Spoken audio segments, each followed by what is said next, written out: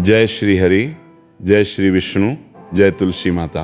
भक्तों, 9 अगस्त 2026 रविवार को श्रावण मास की पवित्र कामिका एकादशी है। इस दिन भगवान विष्णु की भक्ति और तुलसी माता का स्मरण करने का विशेष भाव माना जाता है। अगर आपके घर में तुलसी का पौधा है तो इस दिन सुबह कुछ समय तुलसी माता के पास जरूर बैठिए। बहुत ज़्यादा सामग्री की जरूरत नहीं है, जरूरत है तो साफ मन, श्रद्धा और भगवान के प्रति विश्वास की।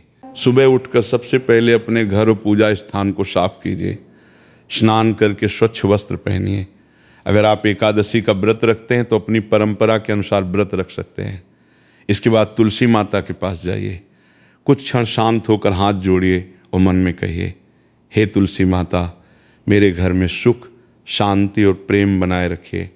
मुझे भगवान विष्णु की भक्ति और अच्छे कर्मों के मार्ग पर चलने की शक्ति दीजिए। अब तुलसी माता के पास अपनी परंपरा के अनुसार दीपक जलाइए। दीपक हमेशा सुरक्षित स्थान पर रखें। इसके बाद भगवान विष्णु का स्मरण करते हुए धीरे धीरे कहिए, ता नमो भगवते वासुदेवाय। कुछ क्षण आंखें बंद करके श्री हरि के शांत स्वरूप का ध्यान कीजिए। भक्तों, इस समय अपनी इच्छाओं की लंबी सूची भगवान के सामने रखने से पहले उन्हें धन्यवाद दीजिए। कहिए, हे नारायण, जो कुछ आपने दिया है उसके लिए आपका धन्यवाद। मुझे सही और गलत में अंतर समझने की बुद्धि दीजिए और अपने कर्तव्यों को ईमानदारी से निभाने की शक्ति दीजिए। अब तुलसी माता के पास एक छोटा सा पीला पुष्प श्रद्धा से अर्पित कर सकते हैं, यदि उपलब्ध हो और आपकी पूजा पद्धति में उचित हो। इसके बाद भगवान विष्णु के सामने अपनी सबसे बड़ी चिंता मन में रखिए, लेकिन केवल ये मत कहिए मेरी परेशानी दूर कर दीजिए, बल्कि कहिए, हे प्रभु, मुझे इस परिस्थिति को समझने की बुद्धि दीजिए और सही कदम उठाने की शक्ति दीजिए। भक्तों, यही प्रार्थना आपके मन को एक नई दिशा दे सकती है। अब तुलसी माता के सामने बैठकर 3 संकल्प लीजिए।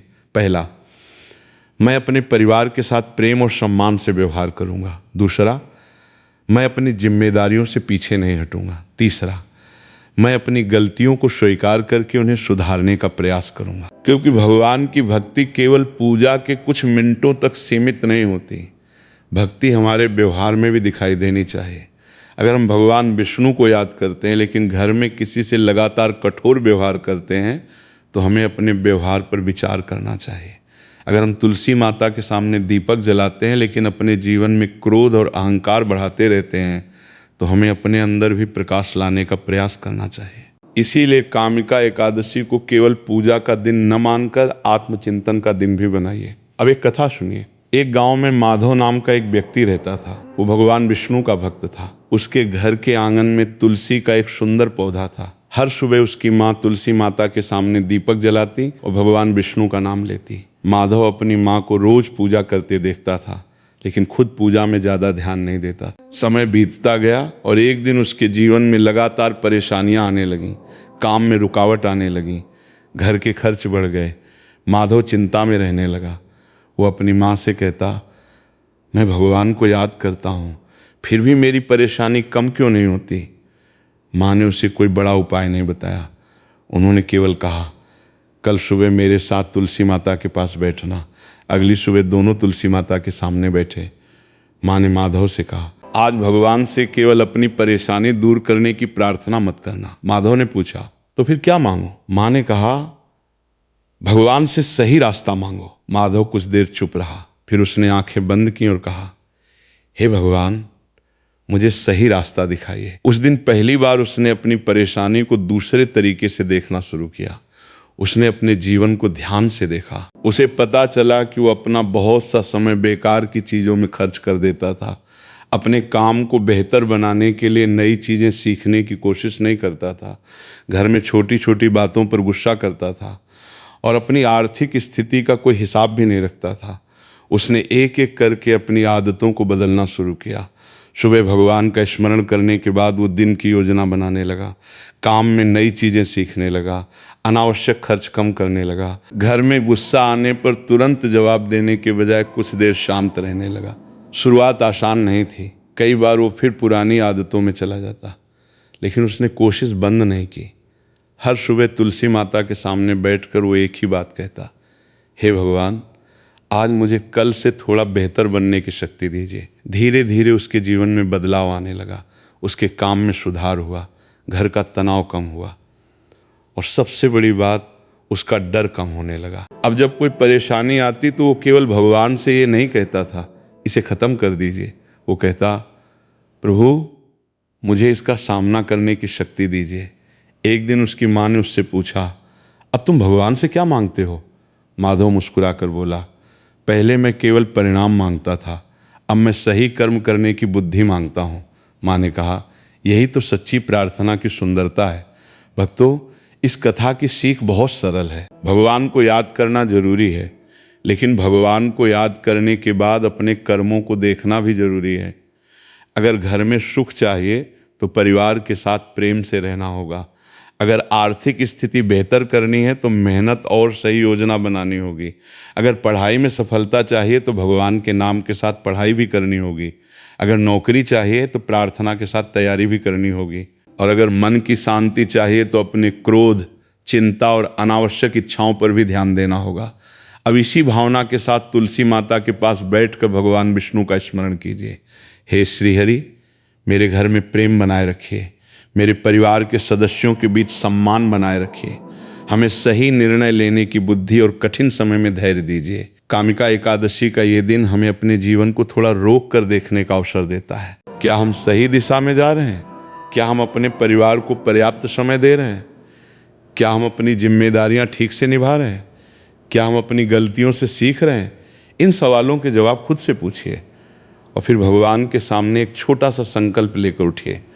आज से मैं अपने जीवन में एक अच्छी आदत बढ़ाऊंगा और एक गलत आदत कम करने की कोशिश करूंगा। यही छोटा सा संकल्प इस पावन दिन को आपके लिए और सुंदर बना सकता है। अब तुलसी माता के सामने अपने मन में एक छोटा सा संकल्प लीजिए।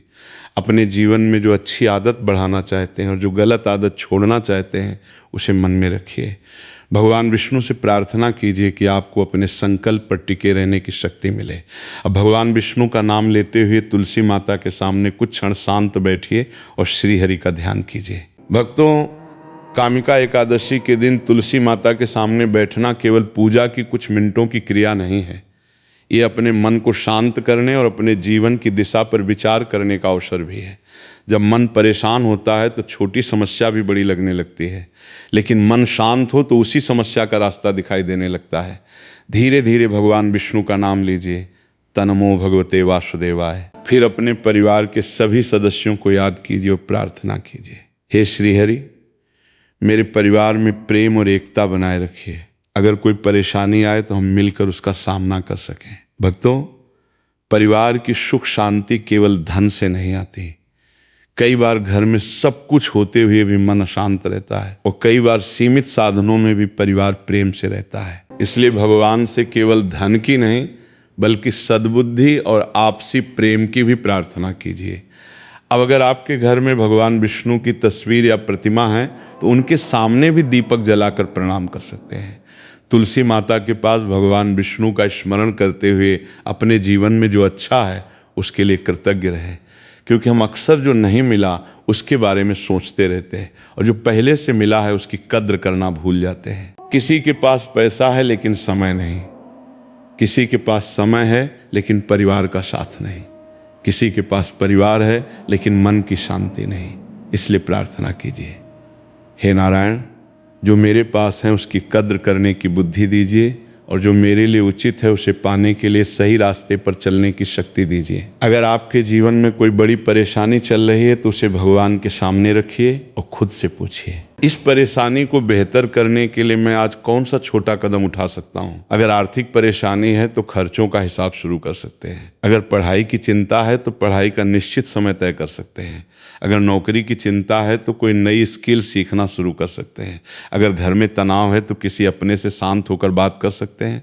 अगर मन बेचैन रहता है तो रोज कुछ समय भगवान के नाम में बैठ सकते हैं। यही छोटे कदम धीरे धीरे जीवन में बड़ा बदलाव ला सकते हैं।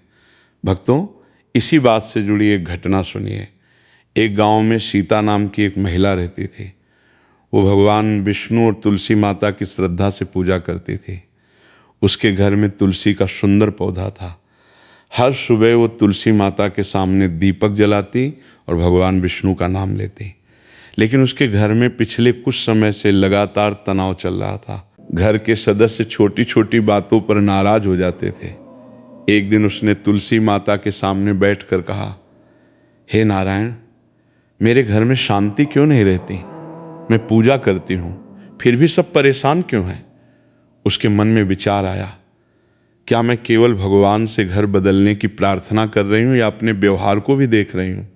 उसने खुद को देखना शुरू किया। उसे याद आया कि कई बार वो भी छोटी बातों पे नाराज हो जाती थी, बिना पूरी बात सुने जवाब देती थी और अपनी चिंता बच्चों पे निकाल देती थी। उस दिन उसने फैसला किया कि सबसे पहले वो अपने व्यवहार में बदलाव लाएगी। अगली सुबह उसने तुलसी माता के सामने कहा, हे भगवान, मेरे परिवार को बदलने से पहले मुझे खुद को सुधारने की शक्ति दीजिए। उस दिन से उसने एक छोटी आदत शुरू की। जब भी घर में विवाद होता, वो तुरंत जवाब नहीं देती थी। कुछ क्षण शांत रहती और फिर बात करती। धीरे धीरे घर के दूसरे लोगों ने भी उसके व्यवहार में बदलाव देखा। पहले जहाँ छोटी बात बड़ी बहस बन जाती थी, वहाँ अब बातचीत से समाधान निकलने लगा। कुछ दिनों बाद घर का माहौल पहले से शांत रहने लगा। सीता ने समझा कि भगवान से प्रार्थना करने का मतलब ये नहीं कि हर परिस्थिति तुरंत बदल जाएगी। कभी कभी भगवान हमें परिस्थिति से लड़ने के बजाय अपनी प्रतिक्रिया बदलने की बुद्धि देते हैं। भक्तों, यही बात हम सबके जीवन पर लागू होती है। हम किसी दूसरे व्यक्ति को नहीं बदल सकते, लेकिन अपने व्यवहार पर काम कर सकते हैं। हम हर परिस्थिति को नियंत्रित नहीं कर सकते, लेकिन उसमें अपना निर्णय बेहतर करने की कोशिश कर सकते हैं। और यही एकादशी के दिन आत्मचिंतन का सुंदर भाव हो सकता है। अब वापस तुलसी माता की पूजा पर आइए। तुलसी के पौधे के चारों ओर साफ सफाई रखिए और पौधे को जरूरत के अनुसार पानी दीजिए। अगर आपकी पारिवारिक परंपरा में तुलसी के पास दीपक जलाया जाता है तो श्रद्धा से जलाइए। फिर भगवान विष्णु का नाम लेते हुए कहिए, हे श्री हरि, मेरे मन में अहंकार कम कीजिए, मेरी वाणी में मिठास दीजिए, मेरे कर्मों में ईमानदारी दीजिए और मेरे परिवार के प्रति मेरी जिम्मेदारियों को समझने की बुद्धि दीजिए। अब कुछ क्षण शांत रहिए, कोई इच्छा मत मांगिए, बस भगवान का नाम लीजिए। जब मन शांत हो जाए तब अपने जीवन की उस समस्या को याद कीजिए जिसे आप बदलना चाहते हैं और भगवान से कहिए, हे प्रभु, मैं अपनी तरफ से पूरी कोशिश करूँगा, आप मुझे सही दिशा और धैर्य दीजिए। अब अगर आप एकादशी का व्रत रखते हैं तो अपनी परंपरा के अनुसार उसका पालन करते हुए भगवान विष्णु का स्मरण करते रहें। और अगर व्रत नहीं रखते तो भी पूरे दिन अपने मन और व्यवहार को संयमित रखने का प्रयास कीजिए। अब भक्तों, पूजा के बाद पूरे दिन अपने मन में भगवान विष्णु का स्मरण बनाए रखिए। कामिका एकादशी के दिन कोशिश कीजिए कि आपका मन बेवजह की चिंता और विवाद में न उलझे। सुबह की पूजा के बाद कुछ समय अपने रोज के कामों के लिए निकालिए, लेकिन बीच बीच में श्री हरि का नाम लेते रहिए। अगर आपके घर में परिवार के लोग भी पूजा में शामिल होते हैं तो उनके साथ मिलकर भगवान विष्णु की आरती कर सकते हैं। आरती के बाद भगवान के सामने हाथ जोड़कर अपने परिवार की मंगल कामना कीजिए। कहिए, हे नारायण, हमारे घर में प्रेम बनाए रखिए, हमारे बीच विश्वास और सम्मान बना रहे, कठिन समय में हम एक दूसरे का साथ दे सकें और किसी भी परिस्थिति में गलत रास्ते पर न जाएं। भक्तों, एकादशी के दिन किसी जरूरतमंद की सहायता करना भी बहुत सुंदर भावना है। जरूरतमंद व्यक्ति को भोजन कराना हो, किसी बुजुर्ग की सहायता करनी हो या किसी गरीब परिवार के लिए अपनी क्षमता के अनुसार जरूरी सामान देना हो तो अपनी सुविधा के अनुसार कर सकते हैं, लेकिन सेवा करते समय सामने वाले के सम्मान का ध्यान जरूर रखें। किसी की मदद करके उसे छोटा महसूस न कराएं, क्योंकि सेवा का सबसे सुंदर रूप वही है जिसमें सहायता पाने वाले व्यक्ति का सम्मान बना रहे। अब एक और महत्वपूर्ण बात समझिए, तुलसी माता के पास पूजा करते समय केवल अपनी इच्छाओं के बारे में मत सोचिए। अपने माता पिता के लिए प्रार्थना कीजिए, अपने बच्चों के भविष्य के लिए प्रार्थना कीजिए, अपने परिवार में जो व्यक्ति परेशान है उसके लिए प्रार्थना कीजिए और उन लोगों के लिए भी शुभकामना कीजिए जिनसे आपका मन मुटाव है। क्योंकि जब हम किसी के लिए अच्छा सोचते हैं तो हमारे अपने मन का बोझ भी धीरे धीरे कम होने लगता है। अब अगर आपके मन में किसी व्यक्ति को लेकर नाराजगी है तो भगवान के सामने बैठकर एक बार ये जरूर सोचिए कि क्या इस नाराजगी को हमेशा अपने मन में रखना जरूरी है। कई बार हम वर्षों तक एक छोटी सी बात को लेकर मन में गुस्सा रखते हैं। सामने वाला शायद उसे भूल भी चुका होता है, लेकिन हम उसी बात को बार बार याद करते रहते हैं। इससे नुकसान किसका होता है? हमारे अपने मन का। इसलिए भगवान से कहिए, हे श्री हरि, मेरे मन से अनावश्यक क्रोध और द्वेष को दूर करने की शक्ति दीजिए। अगर किसी से बात करके समस्या सुलझ सकती है तो सही समय देखकर शांतिपूर्वक बात कीजिए। हर रिश्ते को बचाना संभव नहीं होता, लेकिन जहाँ सुधार की संभावना हो वहाँ अहंकार को बीच में मत आने दीजिए। भक्तों, यही छोटी छोटी बातें घर में सुख शांति का वातावरण बनाने में मदद कर सकती हैं। अब आर्थिक स्थिति की बात करते हैं। बहुत से लोग पूजा करते समय भगवान से धन की प्रार्थना करते हैं। धन की आवश्यकता जीवन में होती है, लेकिन धन के साथ सही सोच भी जरूरी है। अगर पैसा आता है लेकिन उसका सही उपयोग नहीं होता तो परेशानी बनी रह सकती है। इसलिए भगवान से कहिए, हे नारायण, मुझे मेहनत करने की शक्ति और धन का सही उपयोग करने की बुद्धि दीजिए। आज से अपनी कमाई और खर्च का छोटा सा हिसाब रखना शुरू कीजिए। जरूरी खर्च अलग रखिए, अनावश्यक खर्च पहचानिए। जहाँ संभव हो थोड़ी बचत की आदत डालिए और अपनी आमदनी बढ़ाने के लिए नई चीज़ें सीखने का प्रयास कीजिए। अगर आप विद्यार्थी हैं तो अपनी पढ़ाई को प्राथमिकता दीजिए। अगर नौकरी की तलाश में हैं तो रोज़ कुछ समय तैयारी और नए अवसर खोजने में लगाइए। अगर व्यापार करते हैं तो अपने ग्राहकों और काम की गुणवत्ता पर ध्यान दीजिए। भगवान का नाम लेते हुए कर्म करने की आदत बनाइए। अब एकादशी की शाम का समय आता है। सूर्यास्त के बाद अपनी सुविधा और पारिवारिक परंपरा के अनुसार तुलसी माता के पास दीपक जला सकते हैं। दीपक जलाते समय तुलसी माता को प्रणाम कीजिए। फिर भगवान विष्णु का स्मरण कीजिए। धीरे से कहिए, ता नमो भगवते वासुदेवाय। कुछ समय इस मंत्र का जाप कीजिए। फिर हाथ जोड़कर कहिए, हे श्री हरि, मेरे घर में सुख और शांति बनाए रखिए। मेरे परिवार के सभी सदस्यों के बीच प्रेम और सम्मान बना रहे। जो भी कठिन परिस्थिति हमारे सामने आए उसमें सही निर्णय लेने की शक्ति दीजिए। इसके बाद अपने दिन को याद कीजिए। सुबह से अब तक आपने क्या किया? किसी से गलत बात तो नहीं की, किसी को दुख तो नहीं पहुंचाया, कोई जरूरी काम तो नहीं टाला। जहां गलती हुई हो उसे स्वीकार कीजिए और मन में कहिए, हे प्रभु, मेरी गलती को समझने और उसे सुधारने की बुद्धि दीजिए। भक्तों, भगवान के सामने अपनी गलती स्वीकार करना कमजोरी नहीं है, बल्कि अपनी गलती को पहचानना सुधार की पहली सीढ़ी है। अब तुलसी माता के पास कुछ क्षण शांत बैठिए। आसपास का वातावरण महसूस कीजिए। अपने मन की भागदौड़ को थोड़ा धीमा कीजिए। भगवान विष्णु के स्वरूप का ध्यान कीजिए और अपने मन में एक सुंदर भाव रखिए, मेरे जीवन में जो भी आए मैं उसका सामना धैर्य और सही कर्मों के साथ करूंगा। अब एक और छोटी सी बात, कई बार हम भगवान से किसी एक चीज के लिए बहुत लंबे समय तक प्रार्थना करते रहते हैं। जब वो चीज़ नहीं मिलती तो हमें लगता है कि भगवान हमारी प्रार्थना नहीं सुन रहे। लेकिन भक्तों, जीवन में हर चीज़ हमारी इच्छा के अनुसार मिलना जरूरी नहीं। कभी कभी जिस रास्ते को हम अपने लिए सही समझते हैं वो हमारे लिए सही नहीं होता। इसलिए भगवान से केवल अपनी इच्छा पूरी करने की प्रार्थना न करके ये भी कहिए, हे प्रभु, मेरे लिए जो उचित हो वही रास्ता दिखाइए। ये भावना मन को बहुत हल्का कर सकती है। अब उस कथा को आगे याद कीजिए जो हमने सुनी थी। सीता ने जब अपने व्यवहार को बदलना शुरू किया तो उसके घर का वातावरण भी धीरे धीरे बदलने लगा। लेकिन उसकी जिंदगी की हर परेशानी तुरंत खत्म नहीं हुई। कुछ समस्याएं फिर भी आती थीं। एक दिन उसके घर में अचानक आर्थिक परेशानी खड़ी हो गई। सीता फिर तुलसी माता के पास बैठी। उसने भगवान से कहा, हे नारायण, मुझे समझ नहीं आ रहा कि क्या करूं। फिर उसे अपनी पिछली सीख याद आई। उसने पहले घबराने के बजाय अपनी स्थिति को समझा। उसने घर के खर्चों को देखा, जरूरी और गैर जरूरी चीजों को अलग किया, परिवार के लोगों से बात की। सबने मिलकर कुछ समय के लिए अनावश्यक खर्च कम करने का फैसला किया। सीता ने भी अपने काम को बेहतर करने का प्रयास किया। कुछ समय बाद परिस्थिति संभलने लगी। उसने उस दिन समझा कि प्रार्थना के साथ प्रयास करना भी जरूरी है।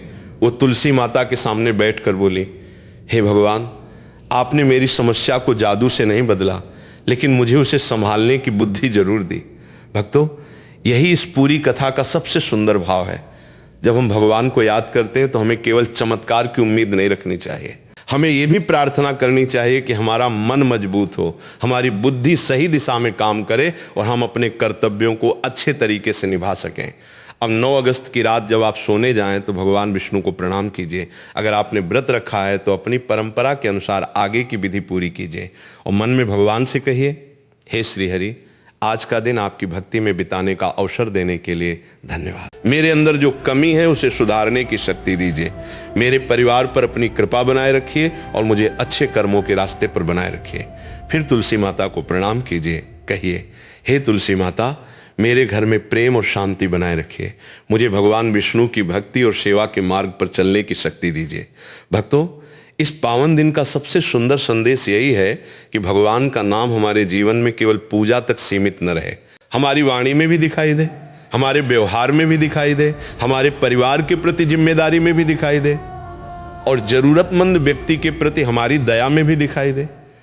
जब हम भगवान का नाम लेते हैं तो कोशिश करें कि हमारे कर्म भी उसी भावना को दिखाएं। किसी को धोखा न दें, किसी का अनावश्यक अपमान न करें, अपने माता पिता और बुजुर्गों का सम्मान करें, बच्चों से प्रेम और धैर्य से बात करें, अपनी जिम्मेदारियों से भागे नहीं और अपनी क्षमता के अनुसार जरूरतमंद की सहायता करें।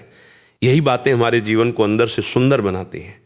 अब भगवान विष्णु के सामने हाथ जोड़कर एक बार मन से प्रार्थना कीजिए, हे श्री हरि, मेरे मन को शांति दीजिए, मेरे विचारों को सही दिशा दीजिए, मेरे कर्मों में ईमानदारी दीजिए, मेरी वाणी में मधुरता दीजिए, मेरे परिवार में प्रेम और एकता बनाए रखिए। कठिन समय में मुझे धैर्य दीजिए और सफलता मिलने पर मुझे विनम्र बनाए रखिए। फिर धीरे से कहिए, ता नमो भगवते वासुदेवाय। कुछ क्षण शांत रहिए, अपने मन में भगवान विष्णु का स्वरूप रखिए, तुलसी माता को प्रणाम कीजिए, अपने मन में ये भाव रखिए कि आने वाले दिनों में आप अपने कर्मों को और बेहतर बनाने की कोशिश करेंगे। भक्तों, अगर आपके घर में तुलसी माता है तो उनकी नियमित देखभाल कीजिए। सिर्फ एकादशी के दिन नहीं, बल्कि हर दिन उन्हें सम्मान और स्वच्छ वातावरण दीजिए। तुलसी का पौधा आपके घर में प्रकृति और भक्ति दोनों की सुंदर याद दिला सकता है, और भगवान विष्णु का नाम आपके मन में सकारात्मकता और संयम की भावना बनाए रखने में सहायक हो सकता है। अब अंत में अपने परिवार के सभी सदस्यों के लिए मंगल कामना कीजिए। जो बीमार हैं उनके लिए स्वास्थ्य की प्रार्थना कीजिए, जो परेशान हैं उनके लिए धैर्य की प्रार्थना कीजिए, जो अपने भविष्य को लेकर चिंतित हैं उनके लिए सही दिशा की प्रार्थना कीजिए, जो अपने लक्ष्य के लिए मेहनत कर रहे हैं उनके लिए सफलता के साथ सही निर्णय लेने की बुद्धि मांगिए, और जिन लोगों से आपका मनमुटाव है उनके लिए भी भगवान से शांति की प्रार्थना कीजिए। क्योंकि जब मन में दूसरों के लिए शुभकामना आती है तो हमारे अपने मन का बोझ भी कम होने लगता है। अब भगवान विष्णु के चरणों में अपनी अंतिम प्रार्थना रखिए, हे नारायण, मेरे जीवन में जो अच्छा है उसे बनाए रखने की बुद्धि दीजिए, जो गलत है उसे सुधारने की शक्ति दीजिए, जो मेरे नियंत्रण में नहीं है उसे स्वीकार करने का धैर्य दीजिए। मेरे परिवार में प्रेम, सम्मान और सुख शांति बनाए रखिए। मुझे ऐसा जीवन जीने की शक्ति दीजिए जिसमें मेरे कर्मों से किसी का अनावश्यक नुकसान न हो, और जहां संभव हो वहां मैं दूसरों के काम आ सकूं। हे तुलसी माता, मेरे घर को अपने पवित्र वातावरण से जोड़ कर रखिए। मुझे श्रीहरि की भक्ति में मन लगाने की शक्ति दीजिए। और फिर 3 बार प्रेम से बोलिए, ऐ नमो भगवते वासुदेवाय, ऐ नमो भगवते वासुदेवाय, ऐ नमो भगवते वासुदेवाय। भक्तों, कामिका एकादशी के इस पावन अवसर पर भगवान विष्णु और तुलसी माता से यही प्रार्थना है कि आपके घर में प्रेम बना रहे, आपके मन में शांति बनी रहे, आपके कर्मों में ईमानदारी बनी रहे, और कठिन समय में आपका धैर्य मजबूत बना रहे। जय श्री हरि, जय श्री विष्णु, जय तुलसी माता। राधे राधे। अगर ये भक्ति संदेश आपको अच्छा लगा हो तो इसे अपने परिवार और प्रियजनों के साथ जरूर साझा कीजिए, और भगवान विष्णु का नाम स्मरण करते रहिए।